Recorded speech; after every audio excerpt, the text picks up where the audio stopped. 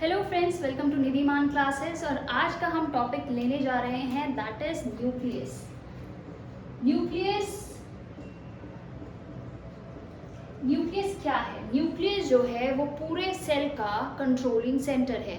जो सारी एक्टिविटी जो सेल के अंदर हो रही है वो कौन कंट्रोल करता है? वो कंट्रोल करता है nucleus. So this is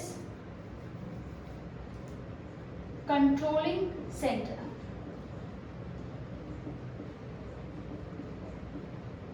second चीज आती है कि जो न्यूक्लियस है वो वहां पर क्या क्या प्रोसेस होते हैं जो सबसे इंपॉर्टेंट है।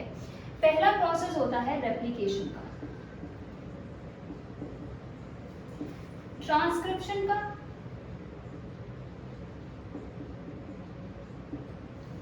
ये रेप्लिकेशन और ट्रांसक्रिप्शन होता क्या है? रेप्लिकेशन जो एक प्रोसेस है जिसके जरिए डीएनए का फॉर्मेशन होता है, और ट्रांसक्रिप्शन एक ऐसा प्रोसेस है जिसके जरिए आरएनए का फॉर्मेशन होता है।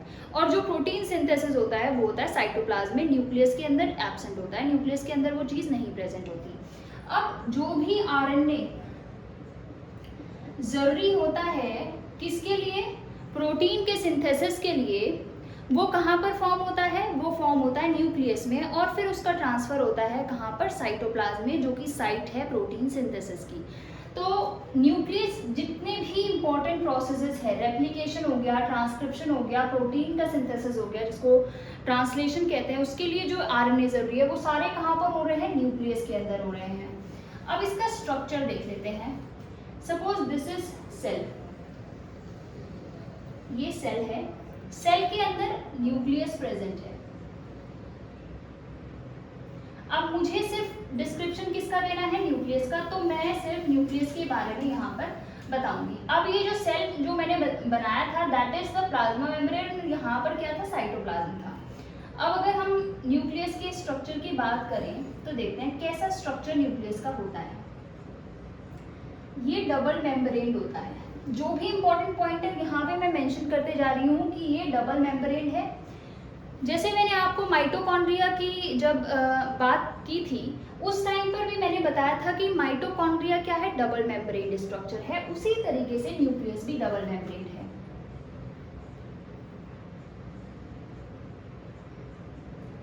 अब जो न्यूक्लियर मेम्ब्रेन है वो एक तरीके के ऑर्गेनेल से कंटिन्यू करके रखती है। मतलब ये जो ऑर्गेनेल है इसका नाम क्या है? Endoplasmic reticulum.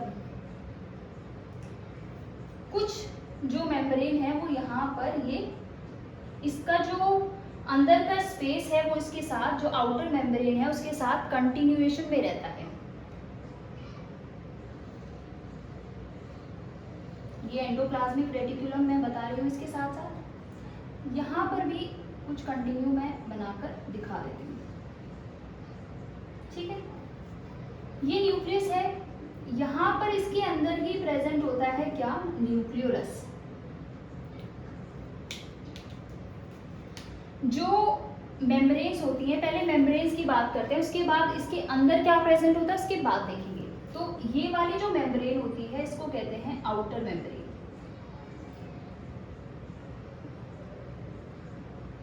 और जो ये वाली मेम्ब्रेन है that is called the inner membrane.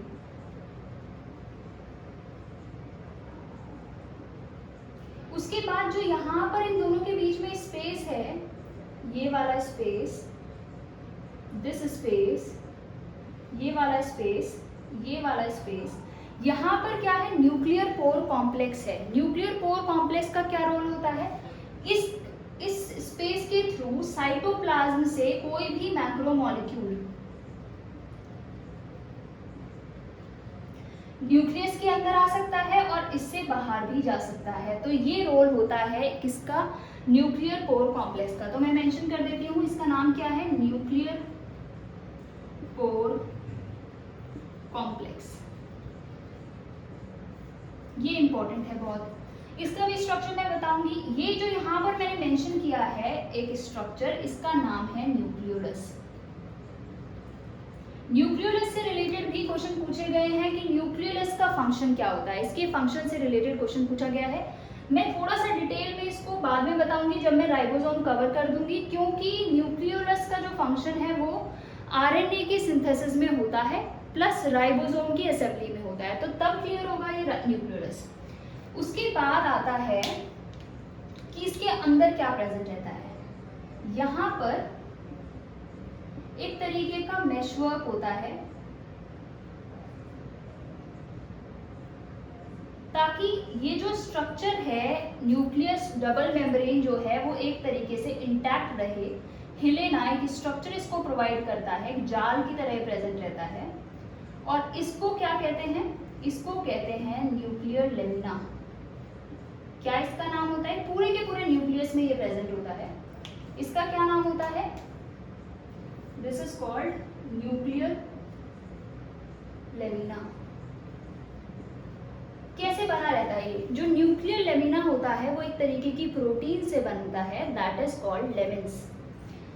So ये क्या नाम है इन प्रोटीन का, इन प्रोटीन का नाम है लेमिन्स। फाइन। उसके बाद आता है अंदर। अंदर जो है यहाँ पर होता है जेनेटिक मटेरियल। इसका क्या नाम है, इसका नाम है क्रोमेटिन। सो ये होता है जेनेटिक मटेरियल। ये पूरा का पूरा स्ट्रक्चर हुआ किसका, न्यूक्लियस का।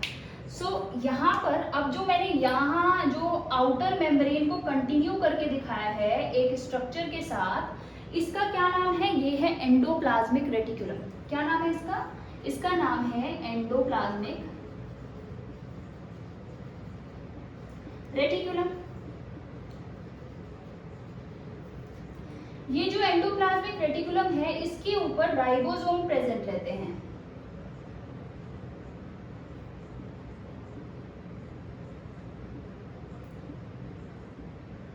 अगर इसके ऊपर राइबोसोम प्रेजेंट है तो इसको क्या कहते हैं, rough endoplasmic reticulum, rough ER और are ER.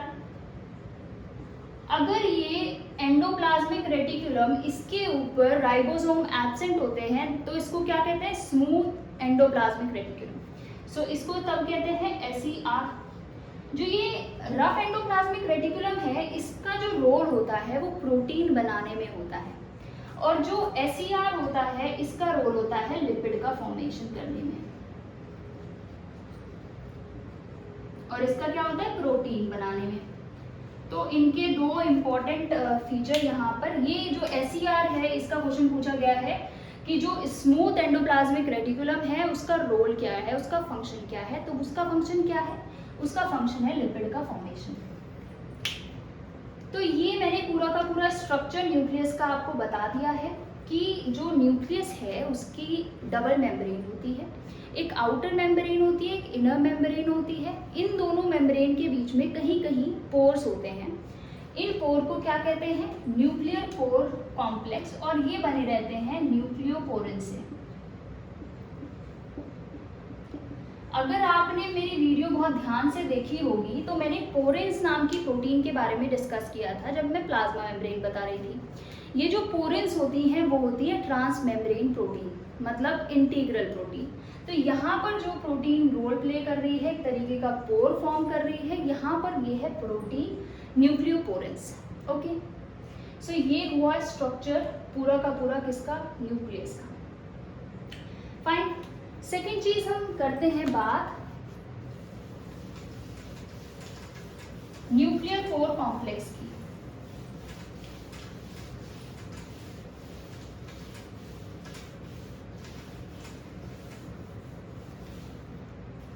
Nuclear pore complex अगर हम बात करें, जैसे कि ये एक तरीके का न्यूक्लियर मेम्ब्रेन है, ये आउटर है और ये इनर है, इसके बीच में ये प्रेजेंट है।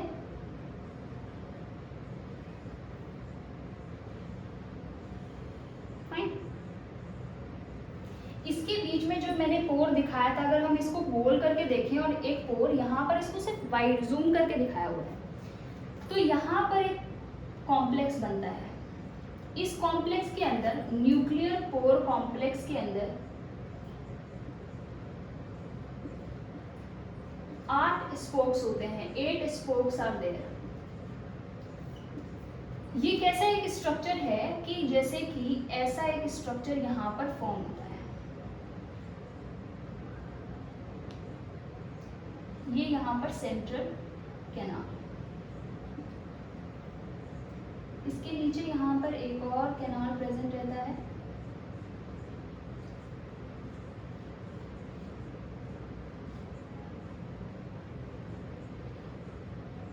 ओके, और यहाँ से स्पोक्स निकलते हैं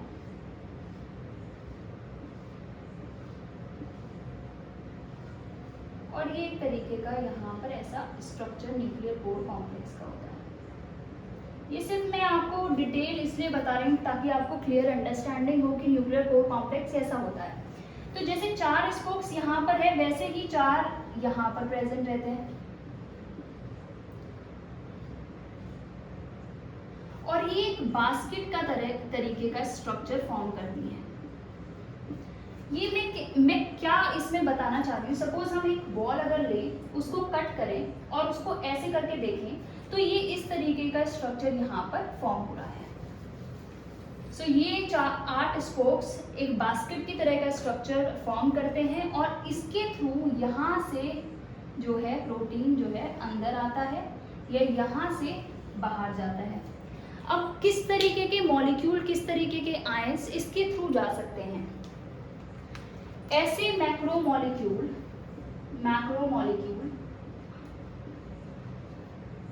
जिनके ऊपर जिनका जो मॉलिक्यूलर वेट है लेस देन 50 किलो डाल्टन है, वो तो पैसिव डिफ्यूजन इसके थ्रू हो जाएगा। अब पैसिव डिफ्यूजन का सिंपल अगर टर्म्स में देखें तो ऐसा डिफ्यूजन, ऐसा जो मूवमेंट जिसके अंदर एनर्जी यूज नहीं होती है। दूसरा होता है अगर इसका जो मॉलिक्यूलर वेट है वो it's greater than 50 kilo dalton, then यहाँ पर एक्टिव ट्रांसपोर्ट इन्वॉल्व होता है।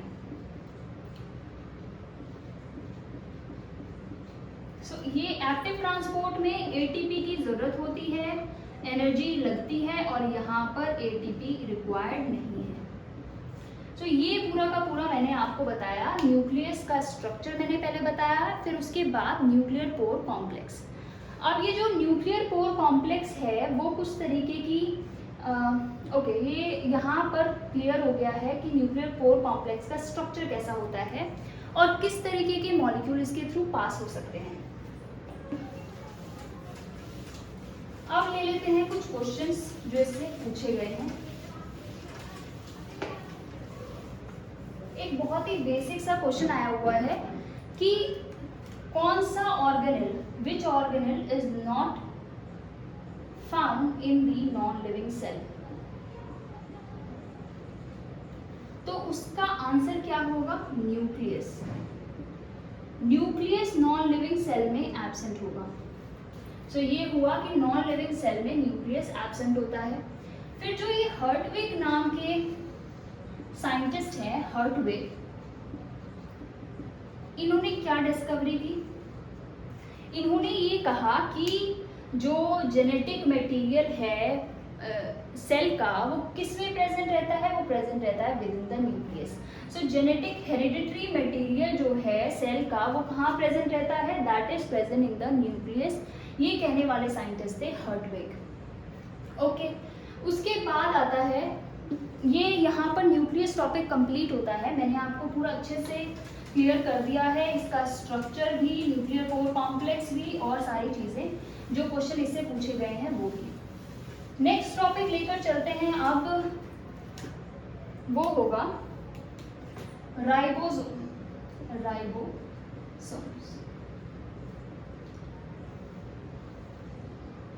जो राइबोसोम्स हैं वो आरएनए प्लस प्रोटीन से बना होता है। इसका जो राइबोसोम की असेंबली होती है उसमें इन्वॉल्व कौन होता है? सबसे ज़्यादा उसमें इन्वॉल्व होता है न्यूक्लियोलस, क्योंकि वो सिंथेसिस कराता है आरआरएनए की।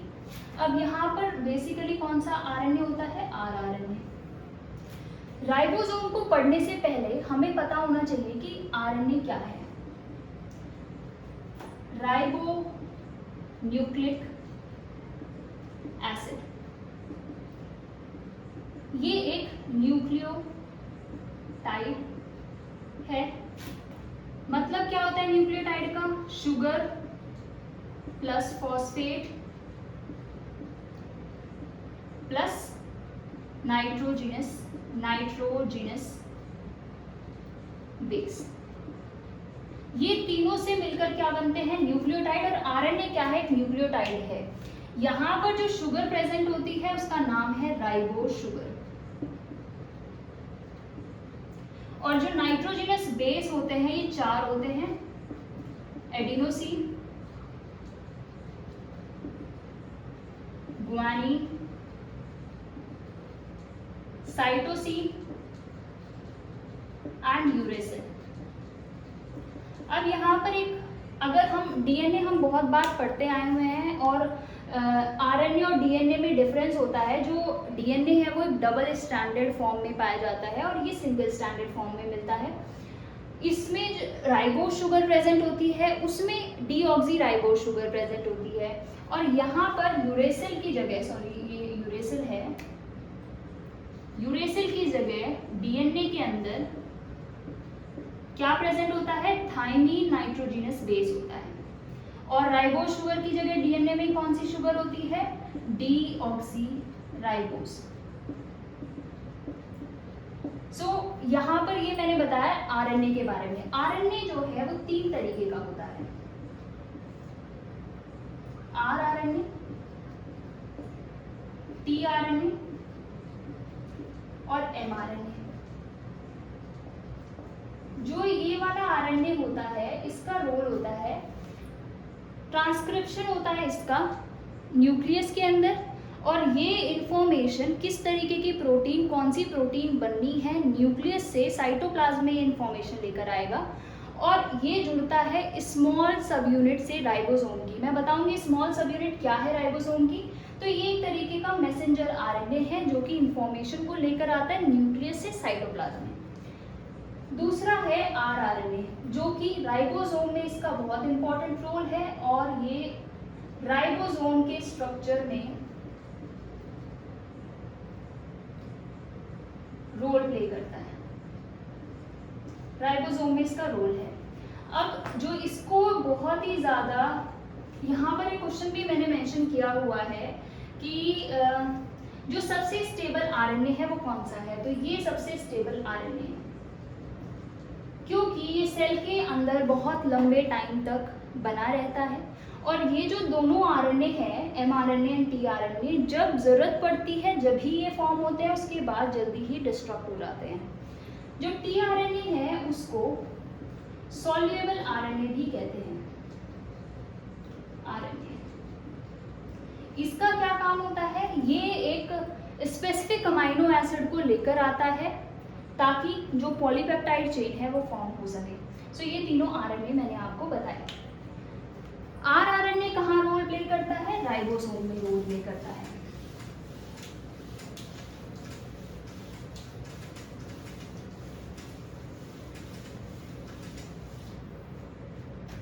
अब अगर हम बात करें राइबोसोम, ये 2 सब यूनिट इसकी होती है। एक होती है 40S और एक होती है 60S। इसको लार्ज सब यूनिट कहते हैं और इसको कहते हैं स्मॉल सब यूनिट। ये जो 40S सब यूनिट होती है ये फॉर्म करता है 18S आरआरएनए, इंपॉर्टेंट है बहुत। और ये जो 60S सब यूनिट है ये फॉर्म होती है 5S rRNA, then 5.8S rRNA और 28S आरआरएनए। ये 3 तरीके के आरएनए जो है इन्वॉल्व रहते हैं लार्ज सब यूनिट में, और ये रहता है स्मॉल सब यूनिट में। तो 2 सब यूनिट हो गई। अब जब इसको कंबाइन करते हैं तो ये 80S ओवरऑल फॉर्म होता है। अब यहाँ S क्या है? S होता है sedimentation coefficient. Sedimentation sedimentation coefficient यहाँ पर बहुत इंपॉर्टेंट है, क्योंकि यहाँ पर एक सवाल पूछा गया है स्वेडबर्ग्स यूनिट से। क्या है ये? जो प्रोकैरियोटिक सेल में मैंने आपको बताया था कि यहाँ पर जैसे 80s यूकैरियोटिक सेल में प्रेजेंट होता है, उनके अंदर ये 70s प्रेजेंट रहता है। फाइन। सेडिमेंटेशन कॉफिशिएंट होता है एक ऐसा रेट जिसके जरिए सेंट्रीफ्यूगेशन के टाइम पर कोई भी ऑर्गेनिल कितने जल्दी सेडिमेंट होता है, कितने जल्दी जो है सेपरेट हो जाता है। ओके, अब नया टर्म मैंने बोला सेंट्रीफ्यूगेशन। ये बिल्कुल ऐसा प्रोसेस है जैसे ये यूज कब होता है, जब लिक्विड को लिक्विड से सेपरेट करना हो जिनकी डिफरेंट डेंसिटीज हैं।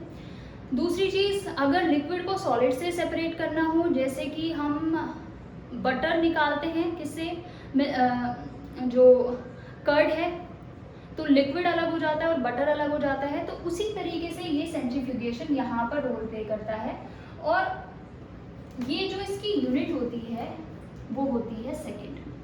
कितने टाइम में वो सेडिमेंट हो रहा है, यही तो ये चीज बता रहा है, तो टाइम यहाँ पर इन्वॉल्व हो रहा है, तो सेकेंड में इसकी यूनिट होती है। और 10⁻⁻13 सेकेंड बराबर किसकी होती है, स्वेडबर्ग के।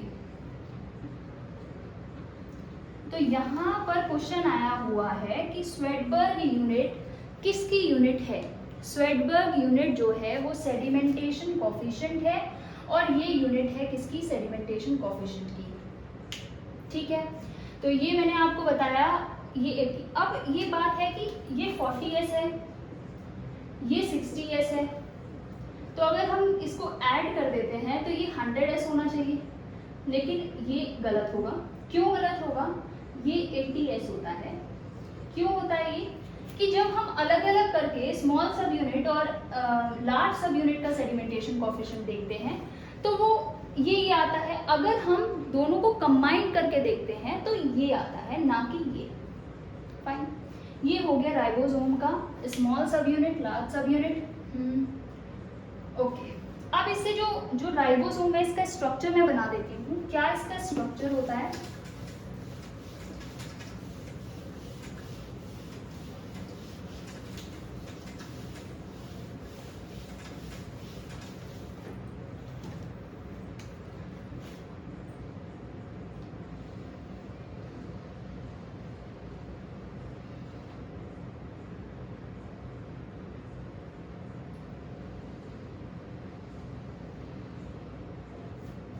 this is large subunit and this is a small subunit। ये यहाँ पर जुड़ी रहती हैं और इनके बीच में होता है, आता है mRNA। यहाँ पर आ जाता है mRNA। ये पूरा प्रोसेस मैं ट्रांसलेशन के टाइम पे बताऊंगी प्रोटीन सिंथेसिस का। यहाँ पर सिर्फ ये बता रही हूँ कि ये mRNA यहाँ पर प्रेजेंट रहता है, और tRNA जो है ये यहाँ पर ये tRNA है, ये लेकर आता है स्पेसिफिक अमाइनो एसिड को, और पॉलीपेप्टाइड चेन यहाँ पर ये फॉर्म होती रहती है। अगर ये लंबा mRNA है और इस mRNA के ऊपर बहुत सारे ये राइबोसोम प्रेजेंट रहते हैं, ऐसे करके बहुत सारे रहते हैं, और प्रोटीन का फॉर्मेशन होता रहता है। प्रोटीन यहाँ पर बनता रहता है अलग अलग लेंथ का। तो ये जब बहुत सारे राइबोसोम एक mRNA को के ऊपर प्रेजेंट रहते हैं तो ये फॉर्म करता है पॉलीराइबोसोम। ठीक है, ये एक इम्पॉर्टेंट पॉइंट था। अब बात आती है कि राइबोसोम कौन कौन से तरीके का होता है। एक राइबोसोम होता है ऑर्गेनेलर, और एक होता है साइटोसोलिक। अब इन दोनों के बीच में डिफरेंस क्या होता है। ऑर्गेनेलर जो राइबोसोम होता है वो ऑर्गेनेल्स के अंदर प्रेजेंट रहता है, जैसे कि माइटोकॉन्ड्रिया हो गया, क्लोरोप्लास्ट हो गया, इन ऑर्गेनेल में राइबोसोम प्रेजेंट है। अब साइटोसोलिक जो साइटोप्लाज्म में प्रेजेंट रहता है, ये मेनली होता है 80s और ये मेनली होता है 70s। जैसे मैंने आपको पिछले वीडियो में बताया था कि प्रोकैरियोटिक सेल की तरह का होता है ये। फाइन, यहाँ तक बिल्कुल क्लियर हो चुका है राइबोसोम के बारे में। एक होता है कि राइबोसोम ऑर्गेनेल और बाउंड होता है। सो बाउंड होता है एक होता है फ्री। जो बाउंड राइबोसोम होता है वो कहाँ पर प्रेजेंट रहता है? एंडोप्लाज्मिक रेटिकुलम के ऊपर। दोनों ही प्रोटीन का सिंथेसिस करते हैं, सिंथेसिस होता है। सो मैंने ये ऑलमोस्ट कंप्लीट कर दिया है राइबोसोम का टॉपिक। अब इससे रिलेटेड जितने भी question previous year PGT TGT में या यूपी पीसीएस में, इन सारे जो टीचिंग एग्जाम्स होते हैं उनमें पूछे गए, वो सारे मैं आपके साथ डिस्कस करूंगी अभी, सारे के सारे important questions. Okay, protein synthesis कहाँ पर हो रहा है? प्रोटीन सिंथेसिस कौन सा ऑर्गेनल प्रोटीन सिंथेसिस करता है? तो answer is ribosome. Ribosome is involved in protein synthesis. Okay, so ये हो गया clear site of protein synthesis. अब आता है कंपोजिशन, कैसे बना रहता है? वन इज 40s सब यूनिट और दूसरी कौन सी होती है? 60s सब यूनिट। तो ये दो उससे बना रहता है। कौन से तरीके का आरएनए प्रेजेंट रहता है? आरआरएनए इसमें प्रेजेंट रहता है। ये हुआ। ओके, 80s के अंदर, ये इंपॉर्टेंट है, 80s राइबोसोम के अंदर जो प्रोटीन का और आरएनए का रेशियो होता है यूकैरियोटिक सेल में, यूकैरियोटिक सेल में प्रोटीन आरएनए का रेशियो क्या होता है? 1:1। ये बहुत बहुत इंपॉर्टेंट क्वेश्चंस मैं आपको बता रही हूँ। ये हुआ, ये मैंने आपको बताया। स्मॉलेस्ट ऑर्गेनेल, सबसे छोटा ऑर्गेनेल कौन सा है? स्मॉलेस्ट ऑर्गेनेल है ये।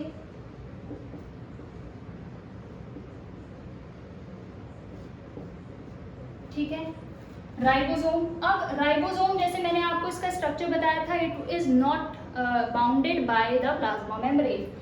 सो ये प्लाज्मा मेम्ब्रेन से बाउंडेड नहीं है। सो नॉट ऐसा कोई organelle which is not surrounded by the plasma membrane, तो आंसर क्या होगा? Ribosome. Not surrounded by plasma membrane. Next question, Svedberg's unit के बारे में मैंने बताया आपको कि ये सेडिमेंटेशन कोफिशिएंट की यूनिट है और ये जो है ये राइबोसोम में इसका रोल होता है। अब आते हैं नेक्स्ट टॉपिक। सो मैंने आपको राइबोसोम पूरा क्लियर कर दिया है, इससे रिलेटेड जितने भी क्वेश्चन पूछे जाते हैं वो सारे मैंने आपको बता दिए। अब नेक्स्ट ऑर्गेनेल की बात करते हैं। नेक्स्ट ऑर्गेनेल है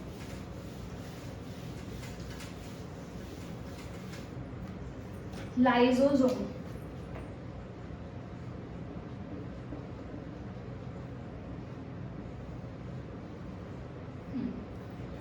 सेल के अंदर लाइसोसोम्स प्रेजेंट रहते हैं। लाइसोसोम को सुसाइडल बैग कहते हैं।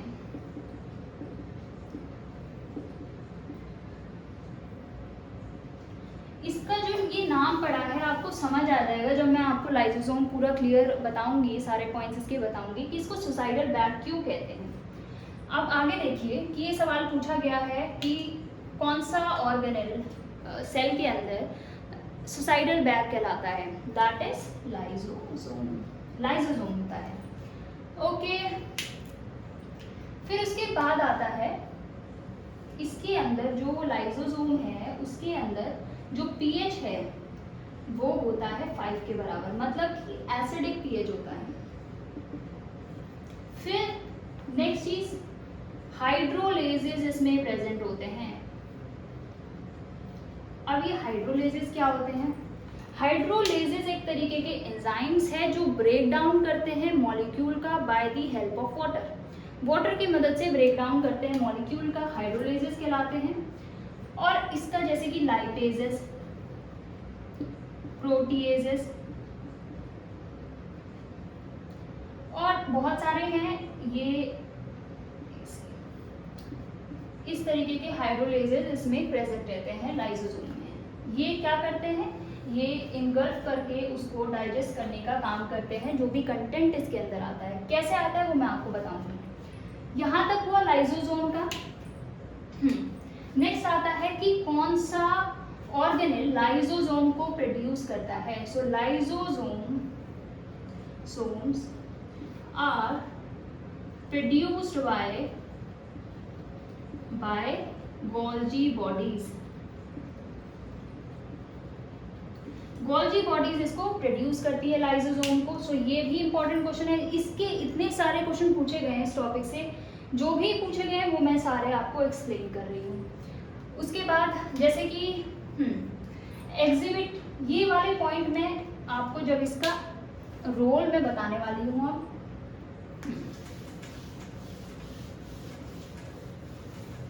रोल क्या होता है इसका लाइसोसोम का। सपोज मैंने ये एक तरीके का ये सेल है, ठीक है, दिस इज सेल, ये है प्लाज्मा मेम्ब्रेन, ठीक। यहाँ पर एक तरीके का फॉरेन पार्टिकल आ जाता है, बाहर से कोई सेल के अंदर घुसना चाह रहा है, पार्टिकल आता है,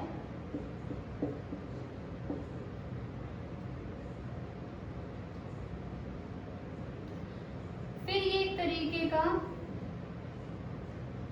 ऐसा स्ट्रक्चर बन जाता है। इसके अंदर ये जो पोर्शन है ये अंदर चला जाता है सेल के, और ये एक ऐसा तरीके का स्ट्रक्चर फॉर्मेशन यहाँ पर हो जाता है। ये जो प्रोसेस होता है वो होता है फेगोसाइटोसिस।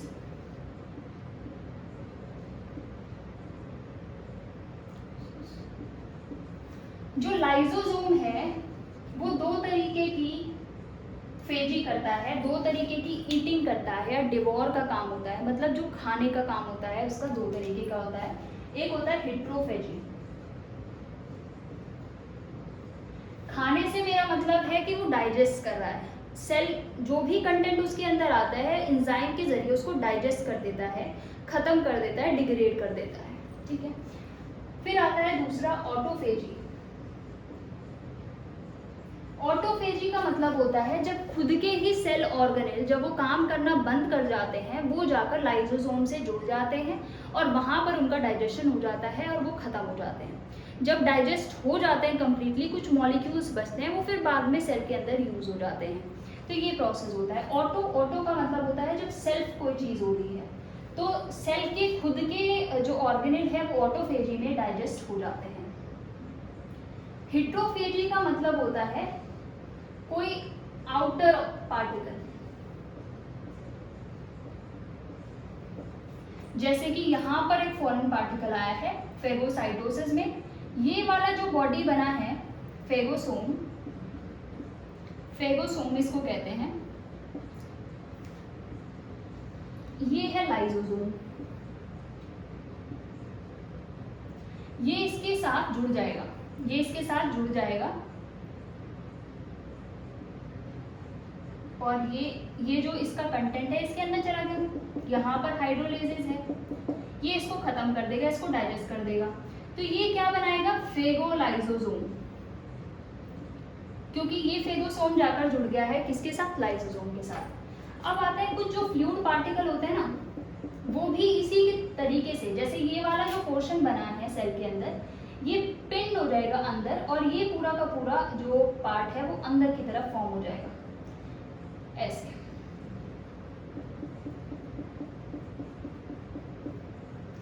ये भी बाहर से फ्लूइड है कोई जो कि अंदर आ गया है सेल के, ये भी जुड़ जाएगा किसके साथ, लाइसोसोम के साथ, और इसका भी डाइजेशन ऐसे हो जाएगा।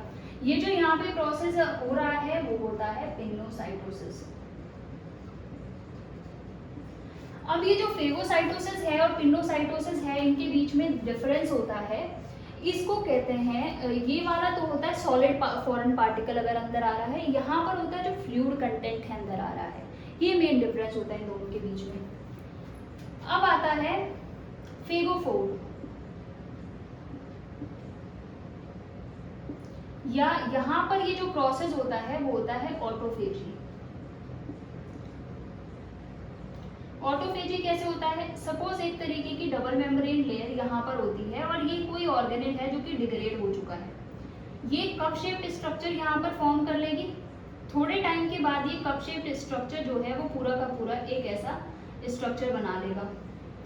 अब ये जो जाके जुड़ जाएगा लाइसोसोम से, वही प्रोसेस है तीनों का, यहाँ से भी जाकर जुड़ रहा है लाइसोसोम में, यहाँ से भी लाइसोसोम में जुड़ रहा है, यहाँ से भी लाइसोसोम में जुड़ रहा है। मेन काम क्या हो रहा है लाइसोसोम के अंदर, एसिडिक एनवायरनमेंट है, हाइड्रोलाइसिस प्रेजेंट होता है, तो ब्रेक डाउन उनका हो रहा है। इस वजह से लाइसोसोम को, जैसे मैंने आपको फर्स्ट पॉइंट में ही बता दिया था कि सुसाइडल बैग कहते हैं।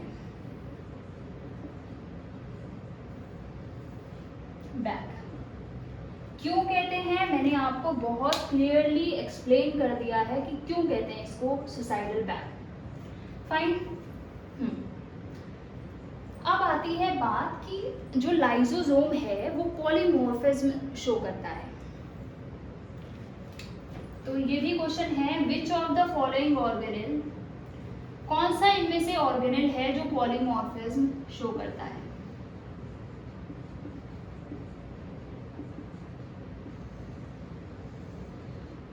पॉलीमॉर्फिज्म शो करने वाला ऑर्गेनेल है लाइसोसोम, बिकॉज इसके अंदर बहुत सारे चेंजेस होते रहते हैं, इसके जो कंटेंट है वो चेंज होता रहता है, तो ये पॉलीमॉर्फिज्म शो करता है lysosome. Okay, I have completed all the 3 topics, और मैंने बहुत क्लियरली जितने भी क्वेश्चंस हैं वो आपको समझा दिए हैं, टॉपिक बिल्कुल क्लियर कर दिया है। अब एक बार मैं थोड़ा रिवीजन करा देती हूँ कि मैंने पढ़ाया क्या क्या है, ताकि आपको भी याद आ जाए कि हमने पढ़ा क्या क्या है। तो सबसे पहले मैंने आपको बताया न्यूक्लियस। 3 टॉपिक मैंने आज पढ़ाए हैं। पहला टॉपिक है न्यूक्लियस, दूसरा टॉपिक मैंने आपको बताया है राइबोसोम, और तीसरा टॉपिक मैंने आपको बताया लाइसोसोम। न्यूक्लियस के अंदर मैंने क्या क्या बताया है, न्यूक्लियस का स्ट्रक्चर कैसा होता है, कि इसके अंदर एक्सटर्नल या आउटर मेम्ब्रेन होती है, इनर मेम्ब्रेन होती है, न्यूक्लियर कोर कॉम्प्लेक्स होता है। उसके बाद मैंने इसका जो कि सारे जो प्रोसेस होते हैं, जैसे कि ट्रांसलेशन नहीं, ट्रांसक्रिप्शन एंड रेप्लिकेशन, वो न्यूक्लियस में होता है। अब इसी के अंदर न्यूक्लियस के अंदर है न्यूक्लियोलस होता है। न्यूक्लियोलस का जो रोल होता है वो किस में होता है, आरएनए के सिंथेसिस में होता है और राइबोसोम की असेंबली में होता है। तो राइबोसोम स्टोर हाउस भी न्यूक्लियोलस को कहते हैं, इंपॉर्टेंट है। न्यूक्लियस में मैंने इतनी चीज़ें बताई हैं आपको। न्यूक्लियस से कौन कौन से सवाल पूछे गए हैं वो मैंने आपको बता दिए, कि नॉन लिविंग सेल में न्यूक्लियस एब्सेंट होता है, और दूसरी चीज़ है यहाँ पर हर्टविग, जिसने कहा कि जो जेनेटिक या हेरिडिटी मटेरियल है वो न्यूक्लियस में प्रेजेंट रहता है। सेकेंड पॉइंट है, सेकेंड टॉपिक मैंने आज बताया राइबोसोम। राइबोसोम क्या होता है, राइबोसोम प्रोटीन का सिंथेसिस करता है। दूसरी चीज़ मैंने आपको बताया, इसकी 2 सब यूनिट होती है। यूकैरियोटिक सेल में कौन सा राइबोसोम होता है, प्रोकैरियोटिक में कौन सा होता है, अब इसमें कौन कौन से आरएनए इन्वॉल्व रहते हैं, वो सारी चीज़ें मैंने आपको बताई। स्वेटबर्ग क्या होता है, सेडिमेंटेशन कोफिशिएंट क्या होता है, ये मैंने आपको राइबोसोम में बताया। इसका स्ट्रक्चर, सबसे छोटा ऑर्गेनेल होता है, प्लाज्मा मेम्ब्रेन एब्सेंट होती है, ये चीज़ें राइबोसोम में क्लियर हो गई। फिर आता है लाइसोसोम। लाइसोसोम में मैंने बताया कि ये सुसाइडल बैग होता है, एसिडिक पीएच होता है, हाइड्रोलाइसिस प्रेजेंट होते हैं, और इसके अंदर जो कौन कौन से प्रोसेस होते हैं, क्यों इसको सुसाइडल बैग कहते हैं, ये सारी चीज़ें मैंने एक्सप्लेन कर दी है। पॉलीमॉर्फिज्म इसके अंदर होता है। सो आज का टॉपिक अब यही एंड करते हैं कि न्यूक्लियस बिल्कुल क्लियरली समझ आ चुका होगा, इसके बाद राइबोसोम भी और लाइसोसोम भी। सो अगर आपको ये वीडियो पसंद आई है तो लाइक कर देना, चैनल को सब्सक्राइब कर देना और ज़्यादा से ज़्यादा शेयर कर देना। Thank you so much.